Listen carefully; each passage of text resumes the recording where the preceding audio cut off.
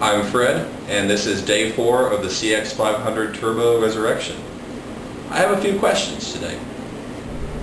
The first question is, what is this thing for? See this sensor right here? I know it's a coolant temperature sensor, but here's what I don't get. I've got one here.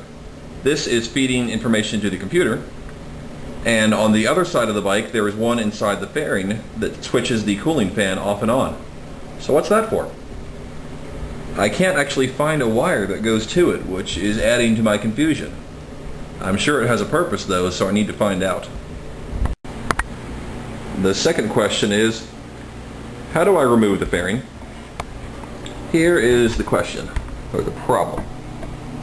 This radiator screen has been riveted into place. Now I could drill out the rivets and then remove this lower section and it looks like the fairing will come right off. It doesn't seem like that's really the Honda way of doing things though. I can't imagine that they riveted this in place knowing that it would have to come off.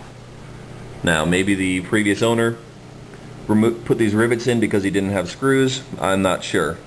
I want to get some confirmation first before I drill the rivets out. The reason I need to remove that is to check the reed valve on the airbox and also make sure the turbo is in good condition. I really don't want to have a blown turbo on this bike.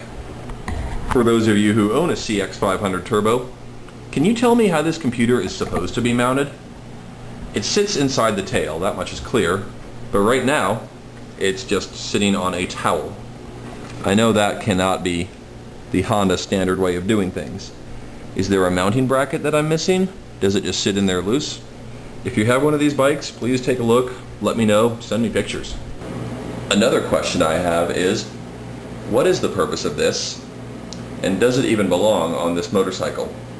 It's got a 3-wire connector and it looks like a voltage regulator. I don't think it's a Honda part. It actually says made in USA on it, and Honda didn't use many American-made parts on their bikes. This was sitting on the bike when I picked it up, so I brought it with. I don't think it's part of this bike, but I really would like to confirm. I have been busy.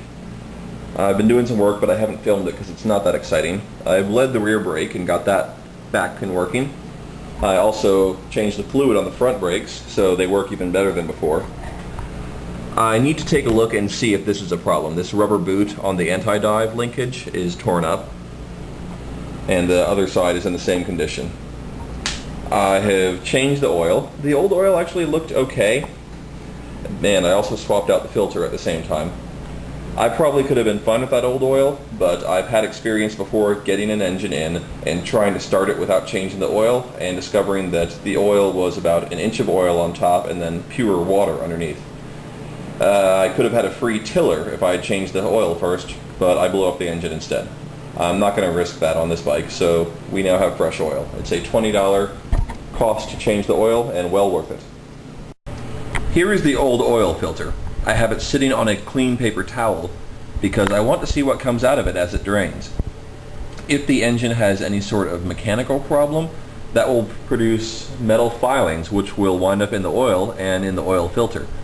So once this drains fully, I will look at the paper towel and see if there are any sparkly bits of metal in there. If there are, then I've got a big problem with the engine and I need to take a look inside and see what's going on. Hopefully I won't find anything like that. So far it looks good.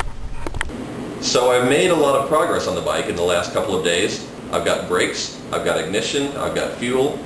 All I need to do now is put the tank on, fix the minor problems and questions that I posted in this video, and hopefully I won't have any fuel leaks. If I do, I might need to rebuild the fuel petcock, but that shouldn't be a big deal.